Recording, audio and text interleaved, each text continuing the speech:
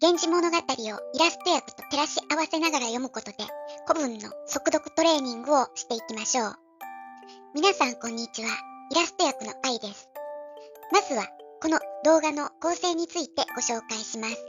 はじめにこれまでのあらすじを上げていますので、どの動画から視聴してもらっても大丈夫です。次にイラスト訳本編です。原文の後に現代語訳とイラスト訳が流れますので、イメージを沸かせながら古文目線を鍛えていきましょう。さらに本日の重要古語、また文法や知識について解説をしていきます。最後まで見ていただくことで古文速読のための複眼的思考力が養えると思います。今回は第4条夕顔の第13話です。桐壺亭の第二巫女として生まれた光源氏でしたが、臣下に降格した後、満たされない恋に渇望していました。第4条夕顔の末期は、源氏17歳の夏の出来事です。源氏はその頃、六条の愛人のところに通っていましたが、うつせみへの未練が断ち切れないでいました。そんな時、うつせみの夫である伊予之助が地方から戻ったとの知らせが来ました。では、この後の展開いってみましょう。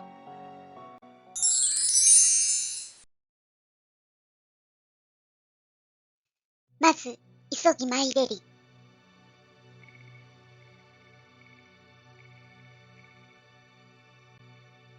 船地の仕業とて、少し黒みやつれたる旅姿。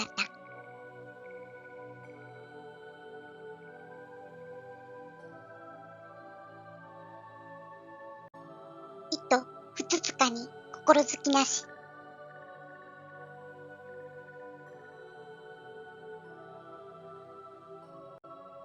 されど、人も癒しからぬ筋に。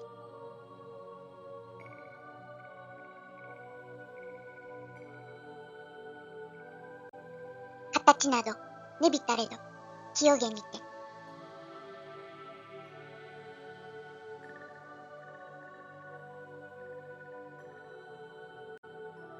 ただならず、景色、よしずきてなどぞ、ありける。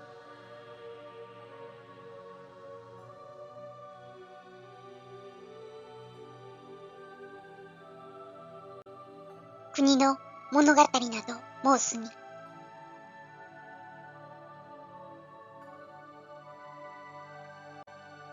ゆげたはいくつとはまほしくおぼせど。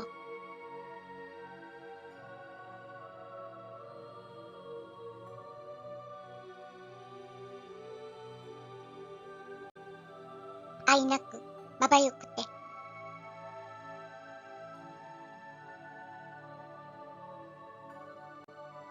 み心のうちにおぼしいずることもさまざまなり。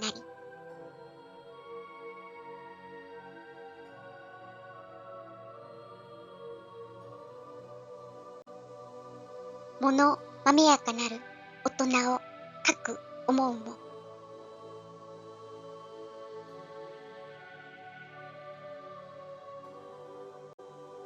げにおこがましく。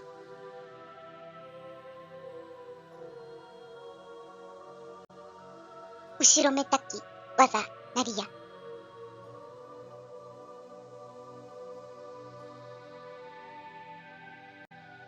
げにこれぞ。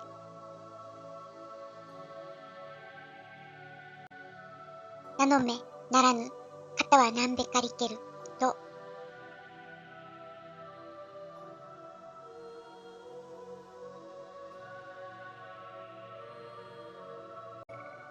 馬の神の戒めおぼしいでて。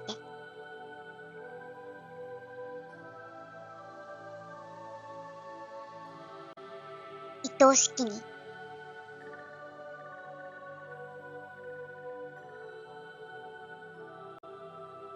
つれなき心は寝たけれど。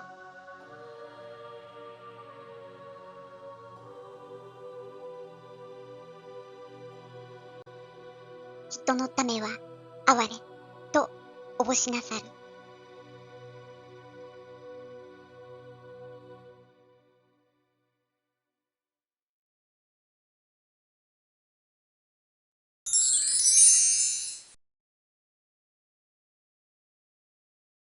お楽しみいただけましたか？単語や文法は頭に入りましたでしょうか？今回の重要語語はこちらです。また、文法事項はこちらです。伊予之助というのは、うつせみの夫で、光源氏がうつせみの代わりに抱いた野木場の荻の父親です。人国の伊予、愛媛県に出向いていたのですが、この度、都へ帰ってきたみたいですね。光源氏がお呼びとのことで、急いで駆けつけたみたいです。人国での疲れか、さらにやつれて不格好になっていましたが、源氏はまじまじと彼を見て好感を持っています。しかし、妻や娘を寝取ったやましさを感じずにはいられなくて、源氏は罪悪感でいっぱいのようです。以前はスケベじじいのように思っていましたが、うつせみが自分になびかなかったのも、この老人のためだったのだと思い至ったようですね。さて今回は用言の活用についてお話ししたいと思います。古文を学び始めた時に、まず学校で教えられる文法は動詞の活用ですよね。まあ確かに大学入試であまり出ないので、受験生の方は結構スルーしているかもしれませんが、文章読解において何が言いたいのかを読み解くには、述語の理解が最重要なのは現代文でも英語でも同じです。その意味で、用言の理解は古文の土台になりますので、しっかり見分けられるようにしましょう。まずは動詞、9種類の活用を覚えていますでしょうか？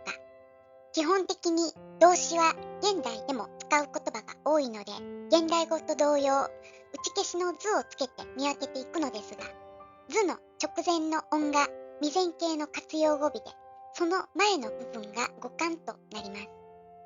例えば余談活用の場合、あ、い、う、えと余談で活用します。現代語なら語談活用となるところですが、古文では余談活用です。ちなみに、現代語の加工という言葉は、加感から派生したものと考えられます。今回は、現代でも用いる思うやなす、また、敬語動詞のおぼす、参る、申すなどが出てきていましたね。さらに、今回は出てきていませんが、現代語とほぼ同様の活用をするものに、上一段活用、下一段活用があります。これは図をつけて、一段になったら上一段、絵段になったら下一段というのが現代語の活用ですが、古典文法には上二段活用、下二段活用もあります。逆に上一段、下一段の動詞は限られていますので、この2つについては該当する動詞自体を覚えてしまいましょう。上一段は干からびるのひる、弓をいる、鋳型を作るのいる、服を着る、誰かに似る、煮物の煮る、ルックの見る、座るのいる、連れて行くのいる、ひいきに見ると覚えると良いでしょう。そしてこのような動詞でなければ、is となっても上一段活用ではなく上二段活用となります。ちなみに複合動詞のような顧みる、用いるなども上一段活用となります。下一段活用は蹴るの一語のみです。蹴ずってなんだか不自然な気がしますが、現代でも蹴落とすなどと使えますよね。蹴るが出てこない限り、古文ではえずとなった場合はすべて下二段活用となります。上二段活用、下二段活用については何度も声に出して覚えるようにしましょう。上二段活用は、うる、うれ、いよ。下二段活用は、うる、うれ、えよ。今回出てきたのは、大人になるという意味の重要古語、ねぶ。そして、現代語でも用いる、やつれるという意味のやつるです。上二段活用や下二段活用の見分けは、ちょっと慣れていく必要がありますが、見分け方についてはまた別の動画でお話ししたいと思います。さて、残りは変革活用ですが、古典文法の動詞の活用は、現代語の足らないも足りないもあるようなものではなく、確実にこれと決まってきますので、可変、左辺、な辺、ら辺には重ならへんと覚えましょう。まず、可変、左辺については現代語でもありますよね。可変は来るの一語のみ。ただし、いでくなどの複合動詞もあるので気をつけましょう。左辺はすとおわすの二語のみです。ただしこれも愛すや案じるといった複合動詞もあります。これについてはまた別の動画でお話ししましょう。さらに、な辺、ら辺があります。これも、な、に、ぬ、ぬる、ぬれ、ね、ら、り、り、る、れ、れという活用の仕方と、どのような動詞があるのかを覚えてしまいましょう。ら辺は死ぬと犬の2つのみ。ら辺はあり、おり、はべり、今そかりの4つのみです。このように動詞はまず9種類の活用を覚え、識別するのに重要な動詞を覚えます。そして図をつけて未然形の形から見分けていくと問題なく識別できると思います。ただし、現代用いない重要古語の場合は出てきたものをその都度覚えていくようにしましょう。次に形容詞です。形容詞は現代ならいで終わりますが、古文ではしで終わるというのをまず知っておきましょう。また形容詞は句活用と詞句活用がありますが、単純接続のてをつけて、句てとなったら句活用、しくてとなったら詞句活用と覚えましょう。今回たくさんの形容詞が出てきますが、どれが形容詞か見分けがつきますか？まず、心づきなしはしで終わっているので形容詞だとわかりますね。心づきなしは気に食わないという意味の重要語ですが、なくてと連用形が句になるので形容詞句活用です。次に、癒しからぬが見えてきますか？ぬは打ち消しの助動詞ですね。形容詞だと見抜けたら、現代で用いる癒しくてなので詞句活用とすぐに判明します。次に、愛なく。これも心づきなしと同様重要古語です。形容詞の重要古語は現代でも使われないものも多いので覚えておく方がいいと思います。句活用ですね。その直後にあるまばゆくても見えてきますか？愛なくもまばゆくも句だけで活用するので句活用です。さあ、次のおこがましく。当点がついて連用中止法となっています。おこがましくてという詞句活用ですね。その直後の後ろめたきは後ろにわざという名詞がついているので連帯形。後ろめたくてと風で活用することから不活用とわかります。おこがましも後ろめたしも現代でも使えますが、重要古語として知っておいた方がいいと思います。さらに、愛おしです。これは助詞のにと連動していることから連帯形だとわかりますね。このように単語を知らなくても連帯形がきで終わるなら形容詞です。愛しくてという詞句活用ですが、これも重要古語として知っておきましょう。次のつれなきも直後に心という名詞があるので連帯形ですね。つれなくてという句活用です。つれなしもいろんな意味のある多義語として知っておきましょう。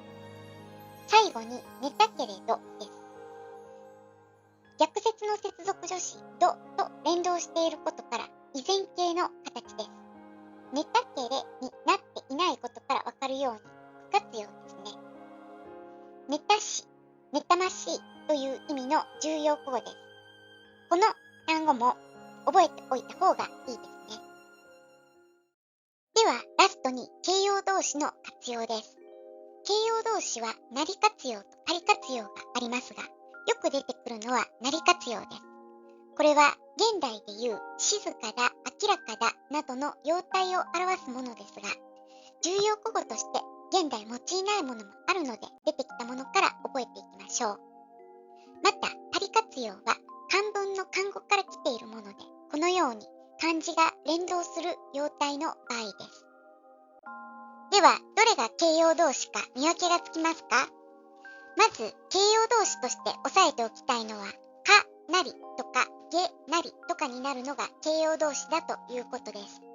なりやにには助動詞もあるので、このなりが助動詞なのか形容動詞の活用語尾なのかを見分けることが重要です。例えば今回のふつつかにや清げには、かに、げにとなっていることから、様態を表す形容動詞だと見分けられるようにしましょう。また、ものまめやかなるも、かなりとなっていることから形容動詞だとわかります。ちなみに、まめなり、まめやかなりは、真面目だ、実直だという意味の重要古語であることも知っておきましょう。さらに、様々なりを見てください。これは現代でも用いますよね。様々だというのは様態を表しますので、これ全体で形容動詞です。現代の意味内容から形容動詞なのか断定の助動詞なのかを判別できます。そして、名の目ならぬです。形容動詞だと気づけば、なり活用であることがわかりますが、現代用いない言葉なので重要古語として知っておきましょう。最後の型はなです。これは型はなんと読みます。現代差別用語の部類に入る言葉なのでちょっとスルーしますね。なぜこれが形容動詞なのかというのはまたいずれ発音便の無表記の動画でお話をしましょう。いかがでしたか？用言の活用はすべての学習の土台になりますので、この動画で理解を深めていただけたら幸いです。さあ、今回も第4章、夕顔からのイラスト役でした。第1章、きりつぼからここまでの再生リストは説明欄のリンクに貼ってあります。よかったら日々の受験勉強のサポートにお使いください。最後までご覧いただきありがとうございました。何かお気づきのことがあればコメントいただけたら嬉しいです。それではまた。